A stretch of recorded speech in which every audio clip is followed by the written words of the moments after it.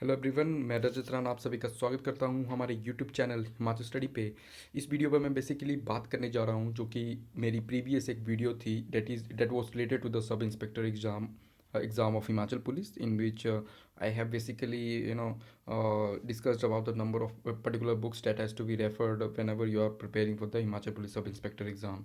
ठीक है, तो उसमें क्या हुआ कि उसमें there were the many aspirants who actually some aspirant who also called me and even some of them even commented on my that particular video that please share previous year paper and discuss with us. So basically पे एक अब आने वाली कुछ videos जो रहेंगी मेरी, I have actually divided 170 questions in different in around 4 to 5 videos. ठीक है, ये उसका पहला पार्ट है जिसमें मैं बेसिकली अपना जो क्वेश्चंस पेपर हुआ था उसका फर्स्ट से लेके 30 तक I will be discussing that particular questions and it is of the series C of the series C of the paper. Okay, ठीक है, आई सजेस्ट यू कि प्लीज़ यार take pen and copy along with you, because मैं जो भी questions आने वाले हैं उसके लिए मैं आपको सजेस्ट करूँगा कि but short of topics you have to cover it.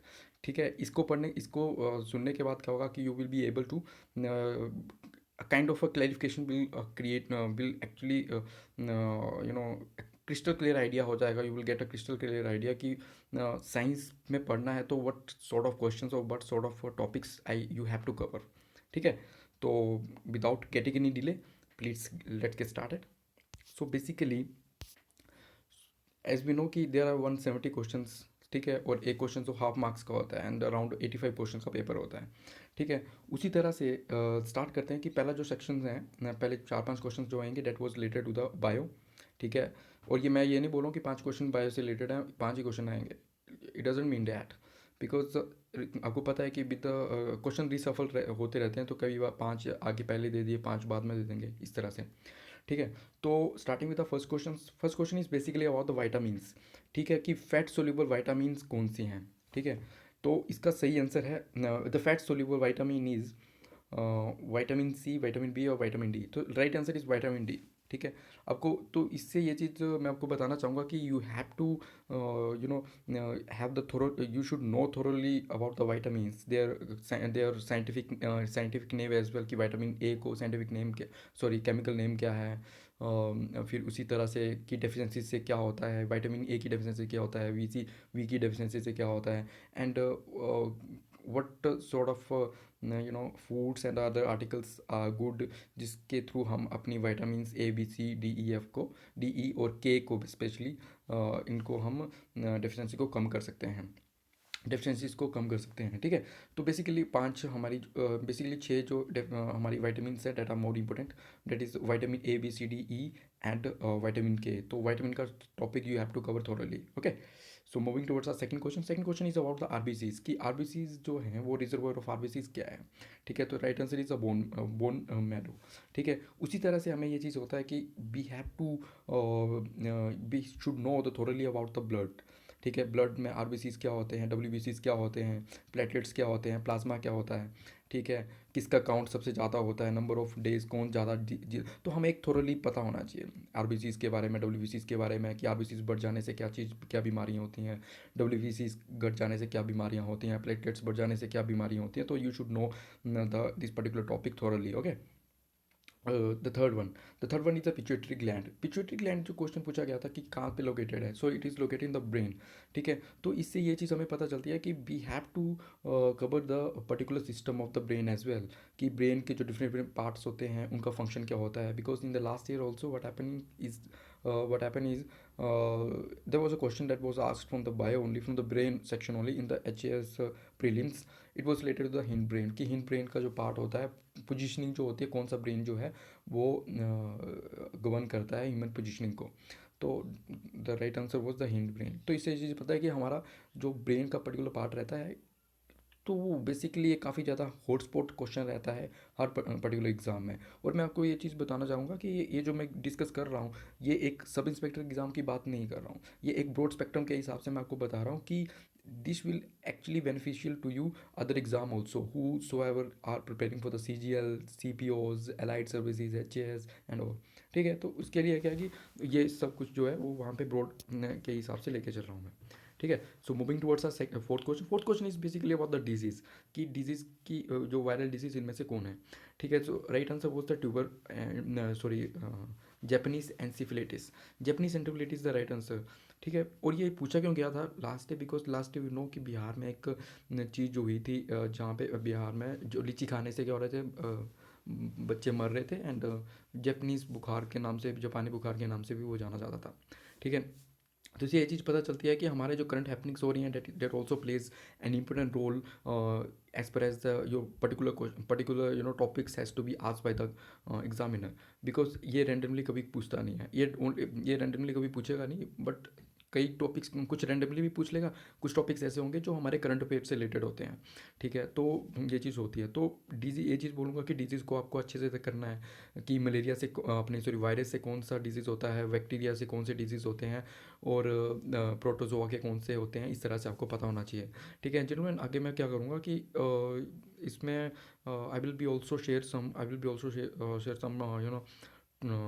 Shortcut tricks which are related to the disease, कि मलेरिया जो अपने वायरस से अगर जो भी हमारा डिजीज़ हो रही है तो उसको याद करने की, नंबर ऑफ डिजीज़ को याद करने का कैसा एक फॉर्मूला सा मैंने बनाया हुआ है, तो I will discuss with you in the later videos. Okay, so moving towards our fifth question is basically about the sex chromosomes, कि मेल में कितने क्रोमोसोम्स होते हैं, सेक्स क्रोमोसोम्स कौन से, कि कौन सा पेयर होता है सेक्स क्रोमोसोम्स का। ठीक है, तो हमें इस चीज़ का पता होना चाहिए कि नंबर ऑफ जो एक बॉडी में कितने क्रोमोसोम्स होते हैं। ठीक है, सेक्स क्रोमोसोम्स कितने होते हैं, मेल क्रोमोसोम्स कितने होते हैं, फीमेल क्रोमोसोम्स कितने होते हैं। ठीक है, ये चीज़ पता होना चाहिए। तो right answer was the XY। तो और एक्सेस जो होते हैं वो इसमें होते हैं, फीमेल में होते हैं। ठीक है, अब नेक्स्ट सेशन तो मैं बात कर रहा हूँ that will be related to the economics से रिलेटेड अराउंड 15 से 20 क्वेश्चन पूछे गए हैं, तो काफ़ी इंपॉर्टेंट है ये। ठीक है, सॉरी। तो देखो यार, ये क्वेश्चन पूछा गया है डिमांड एंड सप्लाई से। ठीक है, कि as a output increase the average fix cost क्या करता है, फॉल करता है। ठीक है, तो ये चीज़ आपको मैं एक टॉपिक बताता हूँ कि demand and supply, you have to get it, because ये डिमांड एंड सप्लाई जो टॉपिक है, ये यूपीएससी के हर पेपर में आता है। क्या नाम है, CTS, CPO, CDS हो गया, अपना CAPF असिस्टेंट कमांडेंट हो गया, फिर even in the UPSC civil service exam also. तो वो डिपेंड करता है variation of the difficulty level. ठीक है, तो मैं चीज़ बताना चाहूँगा कि जो हमारा डिमांड एंड सप्लाई जो चैप्टर है, it is very much important as per as economics is concern. Please mark it. Okay, next is about the situation of the large number of firms producing the similar goods in the terms as, कि इस situation जो होती है कि जिसमें last number of जो firms जो होती हैं, एक फर्म जो है वो सिमिलर प्रोडक्ट प्रोड्यूस करती है, तो उस सिचुएशन को क्या बोलते हैं। तो right answer is perfect competition. ठीक है, तो हमें दो तीन जो चीज़ें हैं वो हमें पता होनी चाहिए, क्योंकि मैंने जैसे पिछले साल क्या हुआ, IB जो असिस्टेंट का हुआ था पेपर, असिस्टेंट का सिक्योरिटी असिस्टेंट का, उसमें भी पूछा गया था कि हमारा ओलिजियोपोली क्या इसमें होती है, ACIO में भी पूछा गया था ये क्वेश्चंस। ठीक है, IB का जो पेपर होता है ग्रुप B के लिए, ठीक है, उसमें पूछा गया था। ठीक है, तो हमें ओलिजियोपोली क्या होती है, मोनोपोलिस्टिक कंपटीशन क्या होता है, परफेक्ट कंपटीशन क्या होता है, ये चीज़ हमें पता होनी चाहिए। ये आपको स्टार्टिंग में तब मिलेगा जब when ever you will start from the basic. Okay, basic में तुम्हें जब तुम स्टार्ट करोगे, इकोनॉमिक्स के बारे में पढ़ोगे कि क्या होती है क्या नहीं होती है, तो उस टाइम पे आपको ये कंपटीशंस के बारे में पता चलेगा कि परफेक्ट कंपटीशन क्या होता है। ठीक है, so the eight question is the best example of the capital intensive industry. देखो ये कैपिटल इंटेंसिव इंडस्ट्री का मतलब होता है कि सबसे ज़्यादा कैपिटल एक्सपेंडिचर कौन सी जो इंडस्ट्री है वो मांगती है। ठीक है, सो steel industry is the obviously answer, right answer, because steel industry में हमें आयरन भी चाहिए। ठीक है, आयरन भी चाहिए, ऊपर से क्या नाम है, टीन भी चाहिए, कार्बन भी चाहिए, तो डिफरेंट डिफरेंट अदर मेटल्स भी चाहिए हमें। ठीक है, जिसके कारण जिसके कारण क्या है कि जो स्टील एंड इंडस्ट्रीज़ के जो प्रोडक्शंस हो जाती है, और काफ़ी ज़्यादा उसके लिए हमें इंटेंसिव कैपिटल स्पेंड करना पड़ता है, तभी जाके जो उसका जो पर्टिकुलर प्रोडक्ट्स होते हैं वो बन पाते हैं। Okay, so I hope you are getting some bit of ideas कि कौन कौन से टॉपिक्स आपको कवर करने हैं। ठीक है, moving towards our next question is basically about Indian economy. कभी भी जब भी आप इंडियन इकोनॉमी के बारे में पढ़ना स्टार्ट करोगे तो you will get an definition कि Indian economy is a mix economy. So वो वहीं से क्वेश्चन उठाया गया, काफ़ी इजी क्वेश्चन है। तो Indian economy is a mixed economy. ठीक है, उसके बारे में आप कैपिटलिस्ट इकोनॉमी भी पढ़ोगे कि क्या होती है, इंडिपेंडेंट इकोनॉमी भी पढ़ोगे, कम्युनिस्ट इकोनॉमी भी पढ़ोगे कि क्या होती है। ठीक है, तो आपको ये जो स्टार्टिंग में जो जब इंडियन इकोनॉमी में पढ़ोगे तो उसमें आपको you will find this definition of all the four of these. Okay, so moving towards the 10 question number 10, that is the goods which people consume more when their prices rises are called Giffen goods. इसको ये पता क्या है, ये जब ना consumer के बाद जब डिमांड एंड सप्लाई आप पढ़ोगे तो उसमें कंज्यूमर्स की बात की जाएगी, उसमें गुड्स की बात की जाएगी कि नंबर ऑफ गुड्स क्या होते हैं, कि different number of different goods आपके बारे में बताएंगे। जैसे इन्होंने गिफिन गुड्स दिया है, एसेंशियल गुड्स दिया है, कैपिटल गुड्स दिया है, जिस तरह से मेरिट गुड्स होते हैं, डीमेरिट गुड्स होते हैं, इस तरह से। ठीक है, तो इसका जो राइट आंसर है गिफिन गुड्स है। ठीक है, उसी तरह से आपको अलग अलग डेफिनेशन आपको पता होनी चाहिए कि कौन कौन से जो गुड्स होते हैं उनकी डेफिनेशन क्या होती है, और उनके प्राइजेज और प्राइस किस तरह से राइज करते हैं whenever there is a change in the demand and the supply as well. Okay, so moving towards our second question, 11th question is basically about the inflation. तो inflation भी एक हमारा जो है, इन्फ्लेशन टारगेटिंग कौन करता है, कितनी टारगेट है। जैसे लास्ट एक आरबीआई की वीडियो में मैंने डाली थी कि सिलेबस आरबीआई का से आपको क्या पढ़ना है। ठीक है, तो इन्फ्लेशन के बारे में हमें पता होना चाहिए कि इन्फ्लेशन को इंडिया में टारगेट कौन करता है। ठीक है, इन्फ्लेशन क्या होती है, डिफरेंट टाइप ऑफ इन्फ्लेशन क्या होती है, कॉस्ट पुल इन्फ्लेशन क्या होती है, डिमांड पुल इन्फ्लेशन क्या होती है। इनको मैंने दिव्य हिमाचल की सीरीज़ जो है उसमें मैंने डिस्कस किया था, बिकॉज एक one of the question that was asked related to the inflation. ठीक है, तो इन्फ्लेशन के बारे में हमें पता होना चाहिए। ठीक है, तो बोलते हैं कि जब भी इन्फ्लेशन बढ़ता है उस टाइम पे जो प्राइस राइज करते हैं तो सप्लाई ऑफ मनी क्या होता है, इंक्रीज होता है। ऑब्वियस ही बात है, इन्फ्लेशन कब बढ़ेगी, जब लोगों के पास पैसा होगा। लोगों के पास पैसा होगा तो ऑब्वियस ही बात है कि डिमांड क्रिएट होगी, और डिमांड क्रिएट होने की वजह से क्या होता है कि किसी भी वस्तु की अगर डिमांड क्रिएट हो जाए तो obviously the prices of that particular goods will get rise. ठीक है, और आगे जो क्वेश्चन आया है, नेक्स्ट क्वेश्चन जो है, the first income committee was established in the which year. ठीक है, ये बेसिकली एक स्टैटिक डाटा से लिया गया है। ठीक है, जब हम एक प्लानिंग कमीशन के बारे में पढ़ेंगे कि कब हुआ था, तो उसी टाइम पे उसमें एक मिसलेनियस डाटा भी होते हैं। तो हमारे तो इनकम कमिटीज़ जो है कब बनी थी, स्टैटिस्टिकल इंस्टीट्यूट कौन सा है, who is the known as the father of Indian statistics, इस तरह से हमें पता होना चाहिए। फादर ऑफ इकोनॉमिक्स कौन है, ऐसे ऐसे करके। ठीक है, अब बात आ जाती है हमारी फाइनेंस कंपनीज़ के ऊपर। ठीक है, कि बैंकिंग सेक्टर्स के ऊपर कि क्या होता है बैंकिंग सेक्टर्स के और आरबीआई वगैरह। ठीक है, तो देखो remedy finance is done by the RBI. Remedy finance मतलब ये होता है कि मान लो कोई घाटा हो रहा है तो उस टाइम पे क्या करती है, उस टाइम पे जो हमारी जो घाटे को पूरा करने के लिए आरबीआई जो है रेमेडी फाइनेंस करती है। इसके अलग अलग ऑपरेशंस होते हैं, लाइक ओपन मार्केट ऑपरेशन से अपने गवर्नमेंट सिक्योरिटीज़ को सेल करेगी, गवर्नमेंट सिक्योरिटीज़ को परचेज करेगी, या फिर it will also sometime it also use printing, use that particular tool of printing the notes, जो आजकल भी आज करंट क्राइसिस के टाइम पे भी इस पर्टिकुलर टूल को यूज़ कर रही है। ठीक है, कि प्रिंट कर रहा है, नोट्स को ज़्यादा से ज़्यादा प्रिंट कर रहा है। ठीक है, तो इसी वजह से आपको आरबीआई का मैंने जो टॉपिक आपको बताया था, you have to cover the topics as well, और ढंग से इस टॉपिक को कवर अप करना है। बैंकिंग सेक्टर से रेपो रेट क्या होती है, बाकी बैंक रेट क्या होती है, अपना सीआरआर क्या होता है, एसएलआर क्या होता है, ये चीज़ आपको पता होनी चाहिए। ठीक है, moving towards fourth question, 14th question is basically about the insignia of the RBI कौन सा है। तो कभी भी आपने जब आपने एक नोट पढ़ा होगा तो नोट के जो सिक्के का होगा तो उसमें उसमें टाइगर बनाया होता है, और उसके सराउंडिंग पाम जो हमारे लीव्स होते हैं वो सराउंडिंग होते हैं। ठीक है, तो इसका राइट आंसर सीधा है क्या है, टाइगर है। ठीक है, अब 15th क्वेश्चन की हम बात करते हैं कि which of the following is the development expenditure. Development expenditure वो चीज़ होते हैं कि जो पर्टिकुलर एक्सपेंडिचर जो है वो जो है डेवलपमेंट के काम पे आता है। ठीक है, डेवलपमेंट के काम पे आता है। ठीक है, तो डेवलपमेंट के जैसे आप देखो यार, ग्रांट इन एड तो अलग चीज़ होती है। ग्रांट इन एड मतलब किसी की कमी को पूरा करने के लिए हम एड दे रहे हैं। ठीक है, irrigation expenditure obviously is the right answer, क्योंकि इरिगेशन एक्सपेंडिचर क्या होता है, इरिगेशन जैसे अभी कांगड़ा में हमारी फिन्ना सिंह इरिगेशन जो स्कीम है तो उसके ऊपर 50 करोड़ गवर्नमेंट ने दिए हैं, तो वो एक डेवलपमेंट एक्सपेंडिचर है एक। तो इस तरह से हमें पता होना चाहिए कि कौन से डेवलपमेंट एक्सपेंडिचर हैं, कौन से रेवेन्यू एक्सपेंडिचर हैं, इस तरह से हमें पता होना चाहिए। ठीक है, So moving towards our 16th question. 16th question is basically about which is the biggest tax paying sector in India. ठीक है, कि सबसे बड़ा जो पेइंग टैक्स जो है कौन सा सेक्टर पे करता है.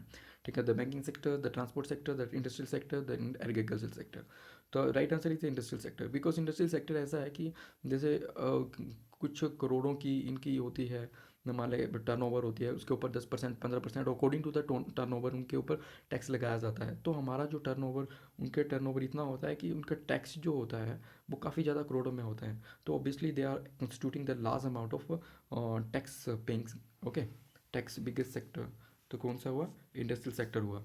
ठीक है. So moving towards our 17th question. 17th question is basically about कि the practice of selling goods in the foreign country at a price below their domestic selling price is called dumping. Dumping से just, dumping का मतलब यही चीज़ होती है यार कि मतलब हमने अपने जो पर्टिकुलर गुड्स को किसी दूसरी कंट्री में बेचना है, क्योंकि उसको ना तो हम एक्वायर्ड कर पा रहे हैं ज़्यादा, उनके पास, हमारे पास इतनी स्टोरेज फैसिलिटीज़ नहीं है.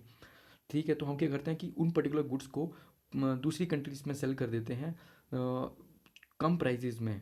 ठीक है, जैसे मान लो राइस हमने सेल करना, और राइस की हमारी क्या है कि हमारे पास स्टोरेज नहीं है.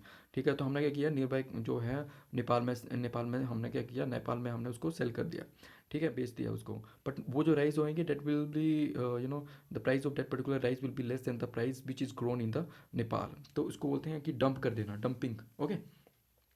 सो नाउ द टैक्स रिफॉर्म्स की हम बात करते हैं. तो हमें पता होना चाहिए कि एक्साइज ड्यूटी क्या होती है, डिफरेंट टाइप्स ऑफ टैक्सेस कौन से होते हैं, इनडायरेक्ट टैक्स कौन सा होता है, डायरेक्ट टैक्स कौन से होते हैं. ठीक है, इनकम टैक्स कौन सा होता है. ठीक है, तो excise duty is levied on, excise जो ड्यूटी होती है वो किस चीज़ पे लिवाइड करती है, सेल्स ऑफ गुड्स के ऊपर लिवाइड करती है. ठीक है, जो हमारा अभी जो रिसेंटली जो अभी लिकर्स के ऊपर टैक्स बढ़ाया गया था, that was excise duty. Excise duty बढ़ा दी गई थी. ठीक है, तो वो चीज़ होती है कि सेल और सेल, जो सेल करने का टैक्स लगता है उसको एक्साइज ड्यूटी बोलते हैं. कस्टम ड्यूटीज़ वो होती हैं जो हमारे क्या नाम है, इंपोर्ट एक्सपोर्ट में ड्यूटीज़ जो लगती हैं वो कस्टम ड्यूटीज़ होती हैं. ठीक है, दिस टाइप. तो डिफरेंट डिफरेंट जो भी हमारे ड्यूटीज़ हैं, टैक्सीज हैं, you have to get through that particular topic. I hope अब मैं जो टॉपिक्स आपको लिखवा रहा हूँ, you are noting it down. Okay, because it will be quite beneficial to you for your kind of a crystal clear ideas, giving you crystal clear ideas regarding what sort of topics at least you have to cover before going to any particular exam, especially the sub inspector. Okay. So moving towards our 19th question. 19th question is basically about the plan holidays. तो ये question उठाया गया है कि हमारे 5 year plan से. तो इससे ये चीज़ पता चलती है कि 5 ईयर प्लान जो है उसके हमेशा क्वेश्चन ना कहीं क्वेश्चन पूछे ही जाते हैं, हर एग्जाम में पूछे जाते हैं. तो प्लान हॉलीडे कब हुआ था? तो ये after the third 5 year plan, जो थर्ड जो प्लान हुआ था हमारा, इसका जो टेन्योर है वो 1966 से लेके 1969 तक है, 3 साल तक चला था. ठीक है. अब निफ्टी किस चीज़ से है एसोसिएटेड से, क्या NSE. ठीक है, नेशनल स्टॉक एक्सचेंज इंडेक्स के ऊपर निफ्टी जो है वो उसको रिलीज़ करता है. ठीक है, उसी तरह से अब मैंने आपको जैसे बताया था कि banking sector, insurance sector, you have to get thoroughly. तो इस तरह से इंश्योरेंस सेक्टर का भी क्वेश्चन आया है कि इंश्योरेंस सेक्टर ऑफ इंडिया किसके द्वारा रेगुलेटेड किया जाता है. तो obviously IRDA, insurance regulated department authority. ठीक है, सेबी जो stock exchange board of India है, RBI, reserve bank of India, उनके अलग अलग काम होते हैं. ठीक है, अब बात आती है SDR. SDR क्या होते हैं? SDR एक चीज़ होती है जो हम बेसिकली हम IMF में, जैसे हमारा इंडिया की हम बात करें तो अराउंड 25% ऑफ जो है वो इंडिया IMF में इन्वेस्ट करता है.